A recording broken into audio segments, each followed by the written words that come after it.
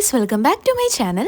ഇന്നത്തെ വീഡിയോ എന്ന് പറയുന്നത് ഭരതനാട്യം മേക്കപ്പ് ട്യൂട്ടോറിയലാണ്. ഭരതനാട്യത്തിന് മാത്രമല്ല ഏതൊരു ഇന്ത്യൻ ക്ലാസിക്കൽ ഡാൻസ് ഫോമിനും ഈ ഒരു മേക്കപ്പ് നിങ്ങൾക്ക് ട്രൈ ചെയ്യാവുന്നതാണ്. മേക്കപ്പ് മാത്രമല്ല, ഡ്രസ്സും ഹെയർ സ്റ്റൈലും എല്ലാം ഞാനിവിടെ സ്റ്റെപ്പ് ബൈ സ്റ്റെപ്പ് ആയിട്ടാണ് കാണിക്കുന്നത്. വീഡിയോ കംപ്ലീറ്റ് ആയിട്ട് കാണാനായിട്ട് ശ്രദ്ധിക്കുക. മേക്കപ്പ് ചെയ്യുന്നതിന് മുൻപ് ഫേസ് നന്നായിട്ട് വാഷ് ചെയ്തതിന് ശേഷം നന്നായിട്ട് ഡ്രൈ ആക്കുക. അതിനുശേഷം ഇവിടെ ആദ്യം ഇട്ട് കൊടുക്കുന്നത് പാൻ സ്റ്റിക്കാണ് നമ്മുടെ ആദ്യത്തെ ബേസ് മേക്കപ്പ് എന്ന് പറയുന്നത്. നിങ്ങളുടെ സ്കിൻ ടോണിന് പറ്റുന്ന ഷെയ്ഡ് എടുക്കാനായിട്ട് ശ്രദ്ധിക്കുക. നിങ്ങൾ നല്ല ഫെയർ സ്കിന്നാണെങ്കിൽ കുറച്ച് ഡാർക്കായിട്ടുള്ള കളേഴ്സ് നിങ്ങൾക്ക് ചൂസ് ചെയ്യാം. 27, 28 ഒക്കെ നിങ്ങൾക്ക് ചേരും. അല്ല, കുറച്ച് ഡാർക്ക് സ്കിൻ ടോണാണ് നിങ്ങളുടെതെങ്കിൽ കുറച്ച് ലൈറ്റ് ഷെയ്ഡിലുള്ള പാൻ സ്റ്റിക്കും പാൻ കേക്കൊക്കെ ചൂസ് ചെയ്യാനായിട്ട് ശ്രദ്ധിക്കുക. ഒരു 24, 25 ഷെയ്ഡിലുള്ള പാൻ സ്റ്റിക്ക് നിങ്ങൾക്ക് യൂസ് ചെയ്യാവുന്നതാണ്. അതിനുശേഷം ഫേസ് കംപ്ലീറ്റ് ആയിട്ട് നമ്മൾ പെയിൻറ് ചെയ്യുന്ന പോലെ തന്നെ നന്നായിട്ട് എല്ലാ സ്ഥലത്തും ഒന്ന് അപ്ലൈ ചെയ്ത് കൊടുക്കുക.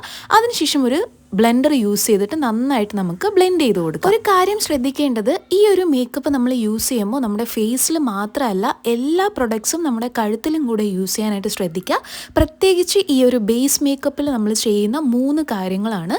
ഈ 3 ബേസ് മേക്കപ്പിൽ നമ്മൾ യൂസ് ചെയ്യുന്ന കാര്യങ്ങളും നമ്മുടെ കഴുത്തിലും കൂടെ ഇട്ട് കൊടുക്കാനായിട്ട് ശ്രദ്ധിക്കുക. ഈ ഒരു പാൻ സ്റ്റിക്ക് നമ്മളൊരു കൺസീലർ പോലെയാണ് യൂസ് ചെയ്യുന്നത്. അപ്പോൾ എവിടെയൊക്കെയാണോ നമുക്ക് ഡാർക്ക് സ്പോട്ട്സ് ഉള്ളത് അവിടെയൊക്കെ കുറച്ച് കൂടുതൽ ഇട്ട് കൊടുക്കാനായിട്ട് ശ്രദ്ധിക്കുക. നമ്മുടെ മൂക്കിൻ്റെ സൈഡിലും അതുപോലെ ചുണ്ടിൻ്റെ 2 സൈഡിലൊക്കെ കുറച്ചൊരു ഡാർക്ക് ഷെയ്ഡ് ഉള്ളവർക്കാണെങ്കിൽ തീർച്ചയായിട്ടും ഈ ഒരു പാൻ സ്റ്റിക്ക് കുറച്ചും കൂടെ അപ്ലൈ ചെയ്യുന്ന സമയത്ത് കംപ്ലീറ്റ് ആയിട്ടും ഒരേ കളറിൽ തന്നെ നമുക്ക് കിട്ടും. ആദ്യം നമ്മൾ ഈ ഒരു പാൻ സ്റ്റിക്ക് യൂസ് ചെയ്തതിന് ശേഷം നമ്മൾ പെയിൻറ് ചെയ്യുന്ന പോലെ തന്നെ നന്നായിട്ട് തേച്ച് കൊടുക്കുകയാണ് ചെയ്യുന്നത്. രണ്ടാമത് ഈ ഒരു ഡാർക്ക് സ്പോട്ട്സ് ഒക്കെ ഉള്ള സ്ഥലത്തിൽ ജസ്റ്റ് ഒന്ന് ടാപ്പ് ചെയ്ത് കൊടുത്താൽ മാത്രം മതിയാകും. ഇനി നമ്മുടെ സെക്കൻഡ് പ്രൊഡക്റ്റ് ആണ് നോക്കുന്നത്. ഈ ഒരു യെല്ലോ ഷെയ്ഡിൽ വരുന്ന പാൻ കേക്കാണ് നമ്മൾ സെക്കൻഡായിട്ട് ബേസ് മേക്കപ്പ് യൂസ് ചെയ്യുന്നത്. ഈ ഒരു യെല്ലോ പാൻ കേക്കിന് സെപ്പറേറ്റ് ഷെയ്ഡ് ഒന്നും ഇല്ല. കുറച്ച് ലൈറ്റ് ഷെയ്ഡിലുള്ള ഒരു യെല്ലോ പാൻ കേക്ക് നിങ്ങൾ ചൂസ് ചെയ്താൽ മതിയാകും. ഈ ഒരു യെല്ലോ പാൻ കേക്ക് നമ്മൾ യൂസ് ചെയ്യുന്നത് കുറച്ചും കൂടി ഒരു നാച്ചുറൽ ലുക്ക് കിട്ടാൻ വേണ്ടിയിട്ടും കുറച്ചും നമ്മുടെ ഫേസ് ഹൈലൈറ്റ് ആയിട്ട് ഇരിക്കാൻ വേണ്ടിയിട്ടുമാണ്. ഇനി നമ്മുടെ മൂന്നാമത്തെ ബേസ് പ്രൊഡക്റ്റ് എന്ന് പറയുന്നത് നമ്മുടെ ആ ഒരു സ്കിൻ ഷെയ്ഡിൽ വരുന്ന പാൻ കേക്കാണ്. നമ്മൾ പാൻ സ്റ്റിക്ക് ഇട്ട അതേ ഷെയ്ഡിലുള്ള പാൻ കേക്കാണ് മൂന്നാമത് യൂസ് ചെയ്യുന്നത്. ഞാനിവിടെ 27 ഷെയ്ഡിലുള്ള പാൻ സ്റ്റിക്കും പാൻ കേക്കുമാണ് എടുത്തിട്ടുള്ളത്. അപ്പോൾ നമ്മൾ ആദ്യം പാൻ സ്റ്റിക്ക് ഇട്ട് കൊടുത്തിട്ടുണ്ട്. അതിനുശേഷം രണ്ടാമത് നമ്മൾ യൂസ് ചെയ്തത് യെല്ലോ പാൻ കേക്കാണ്. മൂന്നാമത് നമ്മൾ യൂസ് ചെയ്യുന്നത് ആ സെയിം 27 ഷെയ്ഡിൽ തന്നെ വരുന്ന പാൻ കേക്കാണ് ഇവിടെ മൂന്നാമത് യൂസ് ചെയ്തത്. അത് നമ്മൾ നല്ല രീതിക്ക് തന്നെ അപ്ലൈ ചെയ്ത് കൊടുത്തിട്ടുണ്ട്. അതിനുശേഷം ഞാനിവിടെ ഐഷാഡോ ആണ് ഇട്ട് കൊടുക്കുന്നത്. ഞാൻ എപ്പോഴും നല്ല ഡാർക്ക് കളറിൽ വരുന്ന ഒരു പിങ്ക് കളർ ഐഷാഡോ ആണ് യൂസ് ചെയ്യാറുള്ളത്. വെറും ഒരു ഐഷാഡോ പാലറ്റ് മാത്രം വെച്ചിട്ടാണ് ബ്ലഷും ഐഷാഡോയും കോണ്ടോറിങ്ങും എല്ലാം ചെയ്യുന്നത്. ഞാനിവിടെ 2 ഷെയ്ഡിൽ വരുന്ന ഐഷാഡോസ് ആണ് യൂസ് ചെയ്യുന്നത്. നമ്മുടെ ഈ ഒരു പോർഷനിലേക്ക് പിങ്കും അതുപോലെ അറ്റത്തേക്ക് വരുന്ന ആ ഒരു പോർഷനിലേക്ക് ഒരു ബ്ലാക്ക് കളർ ഐഷാഡോയും കൂടെ ചേർത്തിട്ട് നന്നായിട്ട് ആ ഒരു ബ്രഷ് വെച്ചിട്ട് നന്നായിട്ടൊന്ന് ബ്ലെൻഡ് ചെയ്ത് കൊടുക്കുകയാണ്. നിങ്ങളുടെ കോസ്റ്റ്യൂമിൻ്റെ കളറിലുള്ള ഐഷാഡോസ് നിങ്ങൾക്ക് ചൂസ് ചെയ്യാവുന്നതാണ്. പക്ഷെ നമ്മൾ സ്റ്റേജിൽ നിന്ന് നോക്കുമ്പോൾ കുറച്ചും കൂടെ ഒരു സ്റ്റാൻഡേർഡ് ലുക്ക് കിട്ടാൻ വേണ്ടിയിട്ടാണ് ഞാനിവിടെ ഈ ഒരു പിങ്ക് കളർ ഐഷാഡോസ് എപ്പോഴും യൂസ് ചെയ്യുന്നത്. ഞാൻ എപ്പോഴും ഈ ഒരു പിങ്ക് ഷെയ്ഡാണ് എല്ലാ പ്രാവശ്യവും എൻ്റെ സ്റ്റേജ് പെർഫോമൻസിന് ഞാൻ യൂസ് ചെയ്യാറുള്ളത്. ഇനി ഈ സെയിം പിങ്ക് കളർ ഐഷാഡോ തന്നെയാണ് ഞാൻ ബ്ലഷായിട്ടും യൂസ് ചെയ്ത് കൊടുക്കാനായിട്ട് പോകുന്നത്. നിങ്ങളുടെ കയ്യിൽ സെപ്പറേറ്റ് ബ്ലഷ് ഉണ്ടെങ്കിൽ നിങ്ങൾക്ക് യൂസ് ചെയ്യാവുന്നതാണ്. ഞാനിവിടെ എപ്പോഴും ആ ഒരു സെയിം ഐഷാഡോ പാലറ്റ് വെച്ചിട്ടാണ് കംപ്ലീറ്റ് ഫേസ് മേക്കപ്പും ചെയ്യാറുള്ളത്. ഞാൻ എപ്പോഴും ഡാൻസ് മേക്കപ്പ് ചെയ്യുമ്പോൾ നമ്മുടെ ഒരു നാച്ചുറൽ ലുക്കിൽ തന്നെയാണ് സ്റ്റേജിൽ ഇരിക്കാറുള്ളത്. ഭയങ്കര ഓവർ മേക്കപ്പ് ആയിട്ട് ഞാൻ ഒരിക്കലും ചെയ്യാറില്ല. നമ്മൾ സെപ്പറേറ്റ് ഡാൻസ് മേക്കപ്പ് മാനിനെയൊക്കെ വിളിച്ച് ചെയ്യുന്ന ആ ഒരു പെർഫെക്ഷനിലൊന്നും അല്ല ഞാൻ ചെയ്യുന്നത്. ഞാൻ ഒരു പ്രൊഫഷണൽ മേക്കപ്പ് ആർട്ടിസ്റ്റ് ഒന്നും അല്ല. അപ്പോൾ അതുകൊണ്ട് തന്നെ വളരെ നാച്ചുറൽ ആയിട്ടുള്ള ലുക്കിൽ മാത്രമാണ് ഞാൻ എൻ്റെ മേക്കപ്പ് ചെയ്യാറുള്ളത്. നമ്മൾ ബ്ലഷ് ഇട്ടതിന് ശേഷം നന്നായിട്ട് ആ ഒരു ബ്യൂട്ടി ബ്ലെൻഡർ യൂസ് ചെയ്തിട്ട് നന്നായിട്ടൊന്ന് ടാപ്പ് ചെയ്ത് കൊടുക്കുകയാണ്. ഇനി അതിനുശേഷം നമ്മൾ ഐബ്രോസ് ഫില്ല് ചെയ്ത് കൊടുക്കാനായിട്ടാണ് പോകുന്നത്. ഇവിടെ നോർമൽ കാജൽ എടുത്തിട്ടുണ്ട്. അതിനുശേഷം ഈ ഒരു ബ്രഷ് യൂസ് ചെയ്തിട്ടാണ് ഞാനിവിടെ നമ്മുടെ ഐബ്രോസ് ഫില്ല് ചെയ്ത് കൊടുക്കുന്നത്. നമ്മൾ നോർമലി ഐബ്രോസ് ഫില്ല് ചെയ്യുന്ന പോലെ അല്ല. ഡാൻസ് മേക്കപ്പ് ആയതുകൊണ്ട് തന്നെ നല്ല കട്ടിക്ക് നല്ല തിക്കായിട്ട് തന്നെ നമ്മൾ ഐബ്രോസ് വരച്ചാണ് കൊടുക്കുന്നത്. നമ്മൾ പെയിൻറ് ചെയ്യുന്ന പോലെ തന്നെ നന്നായിട്ട് നമുക്ക് വരച്ചു കൊടുക്കുക. കാരണം കാരണം ഒരു ഡാൻസ് മേക്കപ്പിൽ ഏറ്റവും കൂടുതൽ നമ്മൾ ശ്രദ്ധിക്കുന്നത് നമ്മുടെ ഐബ്രോസും അതുപോലെ തന്നെ കണ്ണും ആണ്. അപ്പോൾ ഈ രണ്ട് പോർഷനാണ് നമ്മൾ കുറച്ച് കൂടുതൽ ശ്രദ്ധിക്കേണ്ടത്. ഐബ്രോസ് ത്രെഡ് ചെയ്തിട്ടുള്ളവർക്ക് വളരെ ഈസി ആയിട്ട് ഐബ്രോസ് ഫില്ല് ചെയ്യാനായിട്ട് പറ്റും. പക്ഷേ ഇത് കുഞ്ഞു കുട്ടി ആയതുകൊണ്ട് തന്നെ ഐബ്രോസ് ത്രെഡ് ചെയ്തിട്ടില്ല. അപ്പോൾ നമ്മൾ കുറച്ചുകൂടെ നല്ല രീതിക്ക് വരച്ചതിന് ശേഷം നമ്മൾ നേരത്തെ യൂസ് ചെയ്ത നമ്മുടെ ആ ഒരു 27 ഷെയ്ഡിൽ വരുന്ന പാൻ കേക്ക് കുറച്ചൊന്നൊരു ബ്രഷിലെടുത്തതിന് ശേഷം നന്നായിട്ടൊന്ന് ഡിഫൈൻ ചെയ്ത് കൊടുക്കുക. ആ ഒരു ഐബ്രോസിൻ്റെ മുകളിലും താഴെയും നന്നായിട്ടൊന്ന് ഡിഫൈൻ ചെയ്ത് കൊടുക്കുക. അതിനുശേഷം നമ്മളിവിടെ കണ്ണാണ് എഴുതി കൊടുക്കാനായിട്ട് പോകുന്നത്. നമ്മുടെ മേക്കപ്പിൻ്റെ ഏറ്റവും ഇമ്പോർട്ടൻ്റ് ആയിട്ടുള്ളൊരു സ്റ്റെപ്പിലേക്കാണ് നമ്മൾ എത്തിയിട്ടുള്ളത്. ഈ ഒരു കാജൽ വരയ്ക്കുക എന്നുള്ളത്. നമ്മളൊരു ക്ലാസിക്കൽ ഡാൻസ് ഫോം മേക്കപ്പ് ആയതുകൊണ്ട് തന്നെ നല്ല തിക്നെസ്സിൽ വേണം നമ്മുടെ കണ്ണിലെ കാജൽ നമ്മൾ എഴുതി കൊടുക്കാനായിട്ട്. ഞാനിവിടെ നല്ല പോയിൻറ്റഡ് ആയിട്ടുള്ള ഒരു ബ്രഷാണ് എടുത്ത് കൊടുത്തിട്ടുള്ളത്. അതിനുശേഷം കാജൽ യൂസ് ചെയ്ത് കണ്ണിൻ്റെ താഴെയും മുകളിലും നല്ല തിക്നെസ്സിലൂടെ തന്നെ നല്ല തിക്കായിട്ട് തന്നെ നമുക്ക് വരച്ചു കൊടുക്കാം. ഇപ്പോൾ കൂടുതലും പെൻസിൽ കാജലൊക്കെ യൂസ് ചെയ്യുന്നവരുണ്ട്. പക്ഷേ എനിക്ക് കുറച്ചും കൂടെ പെർഫെക്ഷൻ വരുന്നത് നമ്മുടെ ഈ ഒരു നോർമൽ റൗണ്ട് കാജൽ നമ്മുടെ പഴയ ടൈപ്പ് കാജൽ യൂസ് ചെയ്യുന്നതാണ് എനിക്ക് കുറച്ചും കൂടെ പെർഫെക്റ്റ് ആയിട്ട് തോന്നിയിട്ടുള്ളത്. അപ്പോൾ ഞാൻ മുകളിലും താഴെയും വരച്ചതിന് ശേഷം നമ്മുടെ കണ്ണിൻ്റെ ഇന്നർ കോർണറിലേക്ക് ആ ഒരു മുകളിലെയും താഴത്തെയും ആ ഒരു കാജലൊന്ന് നന്നായിട്ടൊന്ന് ജോയിൻറ്റ് ചെയ്ത് കൊടുക്കണം. എന്നാലേ ആ ഒരു പെർഫെക്ഷനിൽ നമുക്ക് കിട്ടുള്ളൂ.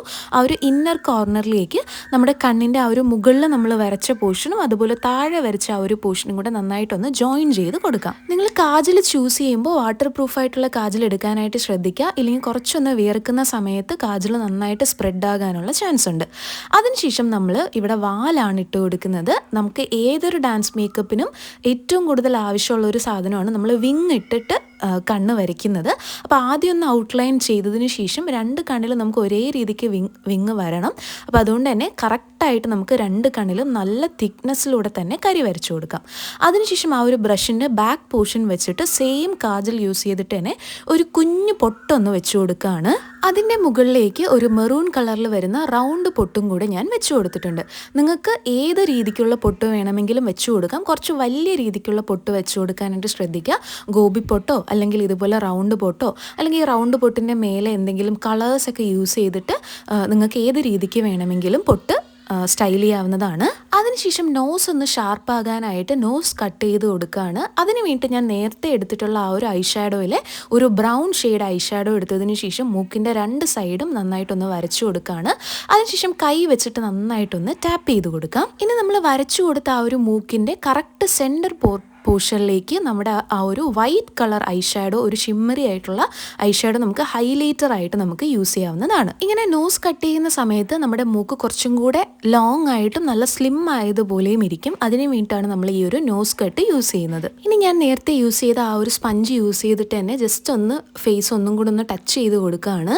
അതിനുശേഷം നമ്മൾ ലിപ്സ്റ്റിക്കാണ് ഇട്ട് കൊടുക്കാനായിട്ട് പോകുന്നത്. നല്ല ബ്രൈറ്റ് കളറിലുള്ള ലിപ്സ്റ്റിക്ക് ചൂസ് ചെയ്യാനായിട്ട് ശ്രദ്ധിക്കുക. ഞാൻ യൂഷ്വലി റെഡ് കളറിലുള്ള ലിപ്സ്റ്റിക്കാണ് യൂസ് ചെയ്യാറുള്ളത്. ഒരു ക്രീമി ലിപ്സ്റ്റിക്കാണ് ആദ്യം ഞാൻ ഇട്ട് കൊടുക്കുന്നത്. നന്നായിട്ട് നമ്മുടെ ലിപ്പിലേക്ക് നല്ല രീതിക്ക് തന്നെ നമുക്ക് ഈ ഒരു ലിപ്സ്റ്റിക്ക് യൂസ് ചെയ്യാവുന്നതാണ്. നിങ്ങൾക്ക് വേണമെങ്കിൽ ലിക്വിഡ് ലിപ്സ്റ്റിക്കും യൂസ് ചെയ്യാം.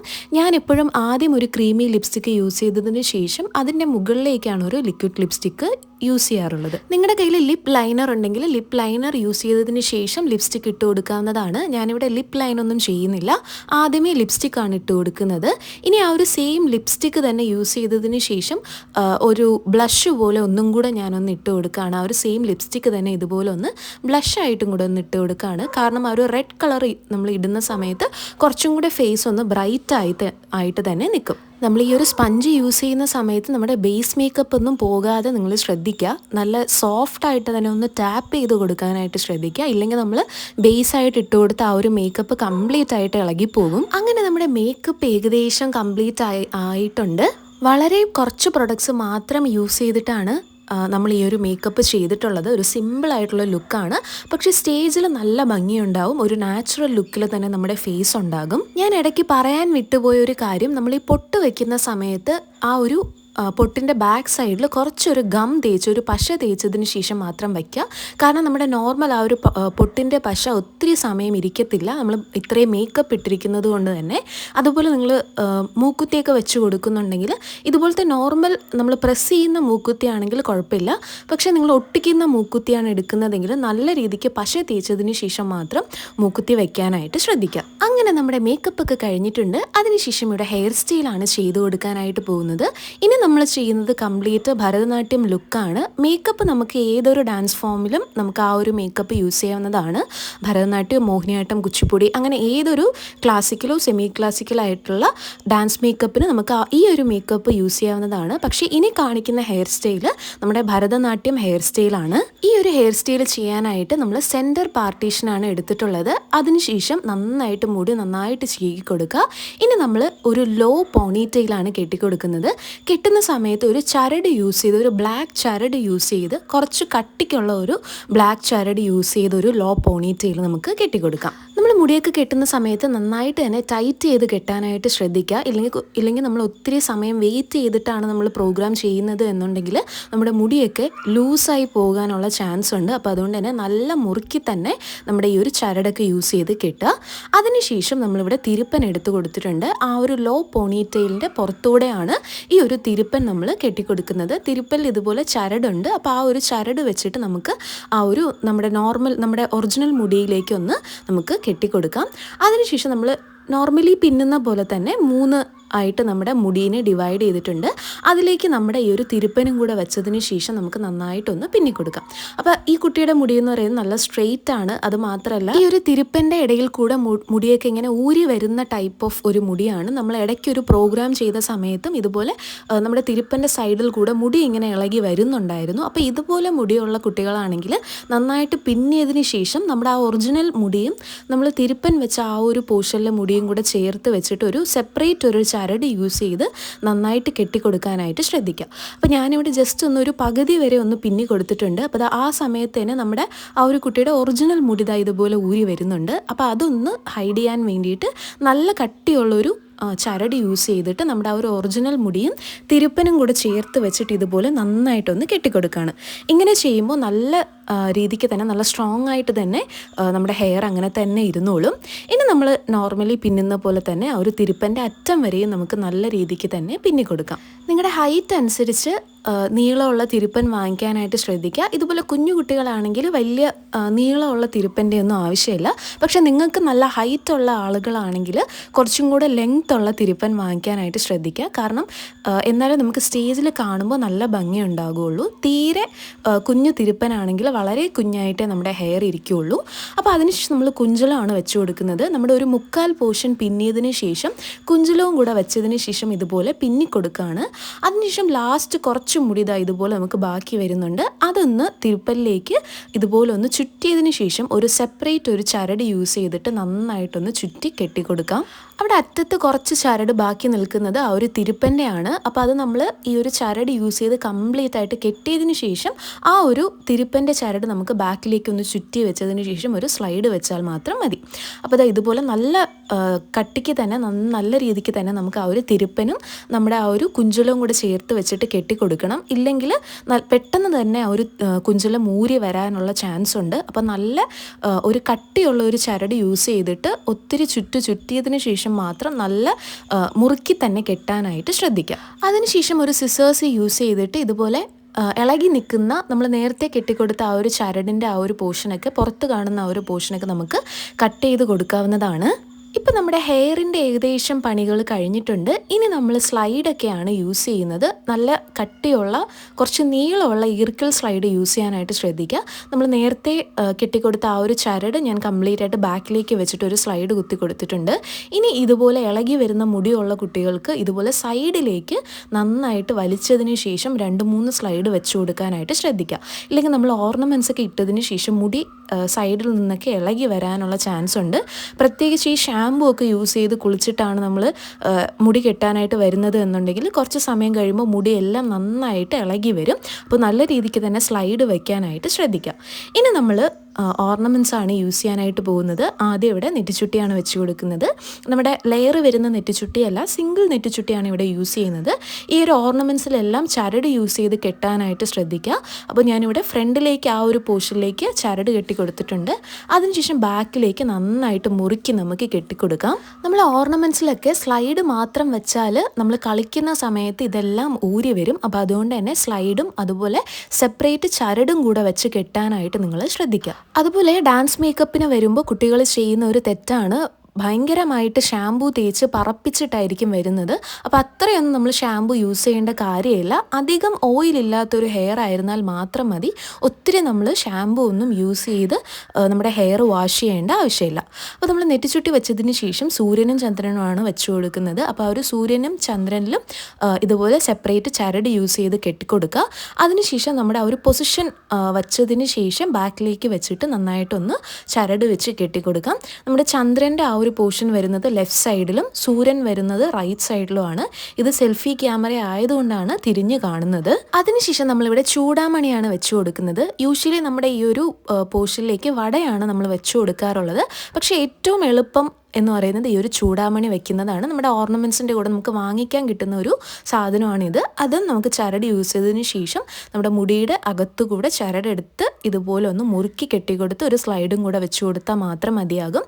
നമ്മൾ വട വയ്ക്കുന്നതിനേക്കാളും കുറച്ചും കൂടെ നല്ല ഭംഗിയുണ്ടാകും ഈ ഒരു ചൂടാമണി വെച്ചിട്ട് പൂ വയ്ക്കുന്നത്. എനിക്ക് പേഴ്സണലി വട വയ്ക്കുന്നതിനേക്കാളും ഇത് വയ്ക്കുമ്പോഴാണ് കുറച്ചും കൂടെ ഭംഗി തോന്നിയിട്ടുള്ളത്. അതിനുശേഷം നമ്മൾ ആ ഒരു ചൂടാമണിയുടെ ഉള്ളിൽ കൂടെ നമുക്ക് നമ്മുടെ വൈറ്റ് കളർ പൂവാണ് ഭരതനാട്യത്തിന് മുകളിൽ നമ്മൾ യൂസ് ചെയ്യുന്നത്. ആ ഒരു വൈറ്റ് പൂ വെച്ചതിന് ശേഷം ഇവിടെ രണ്ട് സൈഡിലും ആ ഒരു പൂവിൻ്റെ രണ്ട് സൈഡിലും ചരടുണ്ട്. അപ്പോൾ ആ ഒരു ചരട് വെച്ച് നന്നായിട്ട് മുറുക്കി കെട്ടിക്കൊടുത്തതിന് ശേഷം ഒരു സ്ലൈഡ് മാത്രം നമുക്ക് യൂസ് ചെയ്താൽ മതിയാകും. നമ്മൾ വട യൂസ് ചെയ്യുന്നതിനേക്കാളും കുറച്ചും കൂടെ നല്ല ഭംഗിയുണ്ടാവും ഈ ഒരു ചൂടാമണി യൂസ് ചെയ്ത് നമ്മൾ പൂ വയ്ക്കുന്ന സമയത്ത്. അപ്പോൾ ഞാൻ എപ്പോഴും ഇങ്ങനെയാണ് ചെയ്യാറുള്ളത്. അതിനുശേഷം താഴേക്ക് ഈ ഒരു ഓറഞ്ച് കളർ പൂവാണ് വെച്ച് കൊടുക്കുന്നത്. ഇത് സെപ്പറേറ്റ് ചരടൊന്നുമില്ല. അപ്പോൾ അതുകൊണ്ട് തന്നെ നന്നായിട്ട് നമ്മൾ സ്ലൈഡ് വെച്ച് തന്നെ കൊടുക്കുക. ഒരു രണ്ട് സൈഡിലും രണ്ട് സ്ലൈഡ് വെച്ചെങ്കിലും നമ്മൾ വെച്ച് കൊടുക്കുക. ഇല്ലെങ്കിൽ കുറച്ച് സമയം കഴിയുമ്പോഴത്തേക്ക് പൂവൊക്കെ ഊരി വരാനുള്ള ചാൻസ് ഉണ്ട്. അപ്പോൾ നല്ല രീതിക്ക് തന്നെ നമുക്ക് സ്ലൈഡ് വെച്ച് കൊടുക്കാം.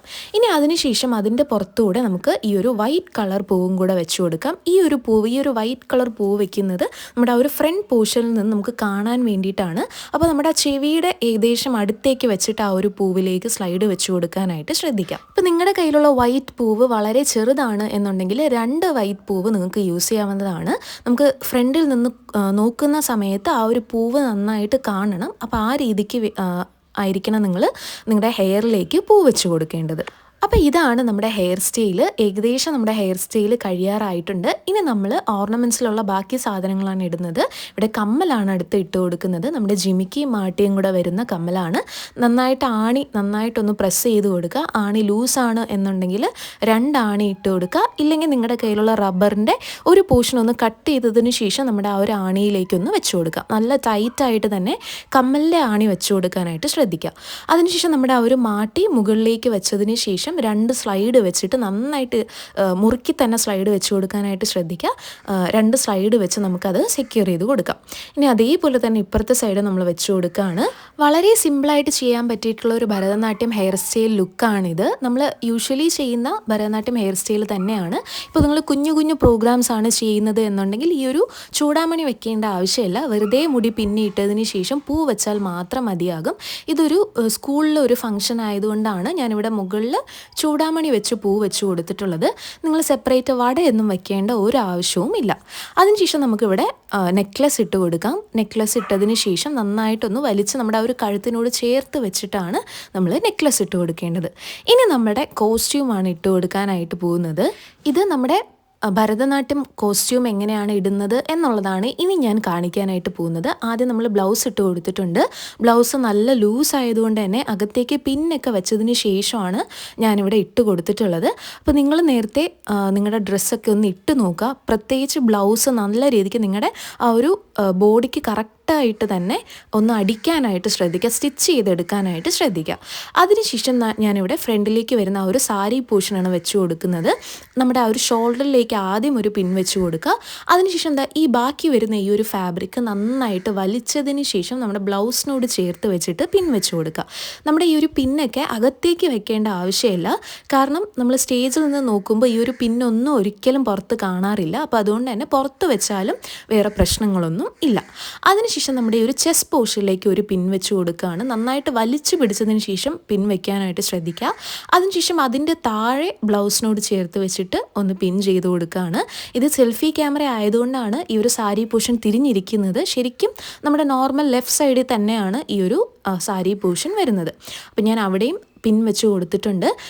കുറച്ചൊന്ന് ലൂസായി പോകുന്നു എന്നുണ്ടെങ്കിൽ നമ്മുടെ സ്റ്റേജിൽ കാണാൻ വലിയ ഭംഗിയൊന്നും ഉണ്ടാവില്ല.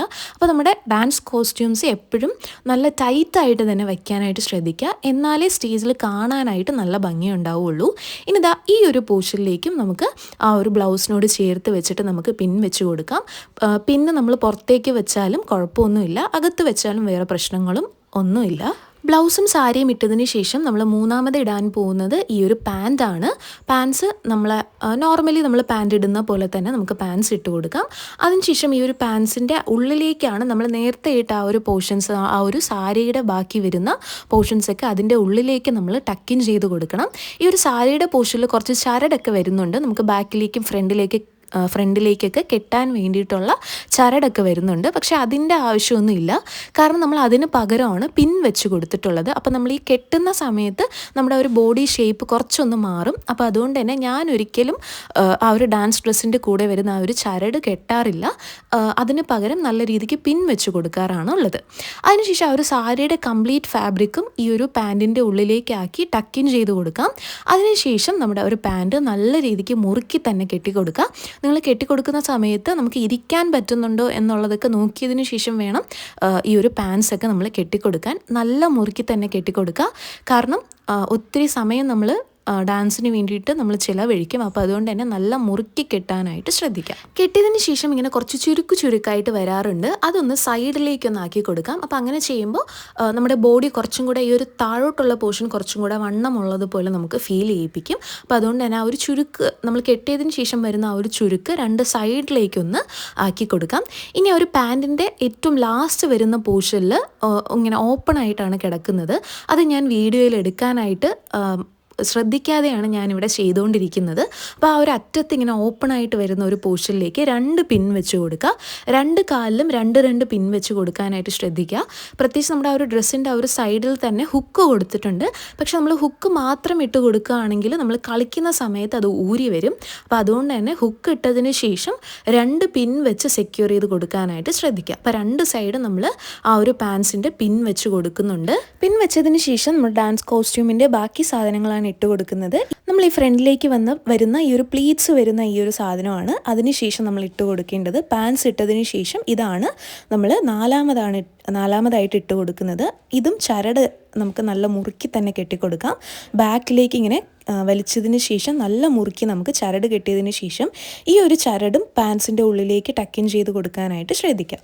അതിനുശേഷം നമ്മൾ ബാക്ക് ഷീറ്റാണ് വെച്ച് കൊടുക്കുന്നത്. എല്ലാം ചരട് യൂസ് ചെയ്ത് കെട്ടുന്ന സാധനങ്ങളാണ് നമ്മുടെ പ്രത്യേകിച്ച് ക്ലാസിക്കൽ ഡാൻസിൻ്റെ കോസ്റ്റ്യൂംസിൽ വരുന്നത്. അപ്പോൾ ഇതും നമുക്ക് ബാക്കിൽ കൂടെ ഇങ്ങനെ എടുത്തതിന് ശേഷം അവിടെ നമുക്ക് ചരട് യൂസ് ചെയ്തിട്ട് നല്ല മുറുക്കി കെട്ടാനായിട്ട് ശ്രദ്ധിക്കാം. മുറുക്കി കെട്ടിയതിന് ശേഷം ഈ ബാക്കി വരുന്ന ചരടും നമ്മൾ പാൻസിൻ്റെ ഉള്ളിലേക്ക് ടക്കിൻ ചെയ്ത് കൊടുക്കണം. അപ്പോൾ നന്നായിട്ട് മുറുക്കി കെട്ടിയതിന് ശേഷം ബാക്കിലേക്ക് നമ്മുടെ ആ ഒരു പാൻറ്റിൻ്റെ ഉള്ളിലേക്ക് ടക്കിൻ ചെയ്ത് കൊടുക്കുക. ഇനി നമ്മൾ ഒരു സാധനം മാത്രമേ ഉള്ളൂ, നമ്മുടെ ഫ്രണ്ടിലേക്ക് ഇങ്ങനെ പ്ലീറ്റ്സ് ഇങ്ങനെ വിരിഞ്ഞിരിക്കുന്നത് ഈ ഒരു സാധനം കൂടെ വയ്ക്കുകയാണെങ്കിൽ നമ്മുടെ കോസ്റ്റ്യൂമും കംപ്ലീറ്റ് ആയിട്ട് കഴിഞ്ഞിട്ടുണ്ട്. അപ്പോൾ ഇതും ബാക്കിലേക്കാണ് നമ്മൾ കെട്ടിക്കൊടുക്കേണ്ടത്. ഒരുപാട് ഈ സാധനങ്ങളൊന്നും മുറുക്കേണ്ട ആവശ്യമില്ല, നമ്മൾ പാൻസ് മാത്രമാണ് നമ്മൾ കുറച്ചൊന്ന് മുറുക്കി കൊടുക്കേണ്ടത്. ബാക്കിയെല്ലാം കുറച്ചൊന്ന് ലൂസാക്കി കെട്ടിയാലും മതി. അപ്പോൾ ഇതുപോലെ ബാക്കിലേക്ക് കെട്ടിയതിന് ശേഷം അതിൻ്റെ ചരട് നമ്മൾ ഉള്ളിലേക്ക് ടക്കിൻ ചെയ്ത് കൊടുത്തിട്ടുണ്ട്. ഇനി നമ്മുടെ ഈ ഒരു ഫ്രണ്ട് പോർഷനിലെ പ്ലീറ്റ്സ് കംപ്ലീറ്റ് നമ്മൾ പിൻ ചെയ്ത് കൊടുക്കണം. ഈ ഒരു പ്ലീറ്റ്സിൻ്റെ സൈഡിലേക്ക് ഹുക്സ് കൊടുത്തിട്ടുണ്ട്, പക്ഷെ നമ്മൾ ഹുക്സ് വെക്കുന്ന വയ്ക്കുന്ന സമയത്ത് കുറച്ച് സമയം കഴിയുമ്പോൾ തന്നെ അതൊക്കെ ഊരി വരും. അപ്പോൾ അതുകൊണ്ട് തന്നെ നിങ്ങളുടെ കയ്യിലുള്ള കോസ്റ്റ്യൂംസിൽ ഹുക്സ് ഉണ്ടെങ്കിൽ ഉറപ്പായിട്ട് നിങ്ങൾ പിൻ വെച്ച് കൊടുക്കാനായിട്ട് ശ്രദ്ധിക്കുക. ഹുക്സ് ഇട്ടില്ലെങ്കിലും പ്രശ്നമൊന്നുമില്ല. വെറുതെ ഒന്ന് നമ്മുടെ പാൻറ്റിൻ്റെ സൈഡിലേക്ക് വെച്ചതിന് ശേഷം അകത്തൂടെയാണ് ഞാനിവിടെ പിൻ വെച്ച് കൊടുക്കുന്നത്. കാരണം ഈ ഒരു പോർഷനിൽ നമ്മൾ പുറത്ത് പിൻ വെക്കുന്നുണ്ട് എന്നുണ്ടെങ്കിൽ തീർച്ചയായിട്ടും നമ്മൾ സ്റ്റേജിൽ നിൽക്കുമ്പോൾ ആ പിന്നൊക്കെ നന്നായിട്ട് അറിയും. അപ്പോൾ അതുകൊണ്ട് തന്നെ ഈ ഒരു പോർഷനിൽ മാത്രം രണ്ട് സൈഡും നമ്മുടെ ആ ഒരു ഈ ഒരു കോസ്റ്റ്യൂമിൻ്റെ, അതായത് പാൻസിൻ്റെ ഉള്ളിലേക്ക് വെച്ചിട്ട് പിൻ വെച്ച് കൊടുക്കാനായിട്ട് ശ്രദ്ധിക്കാം.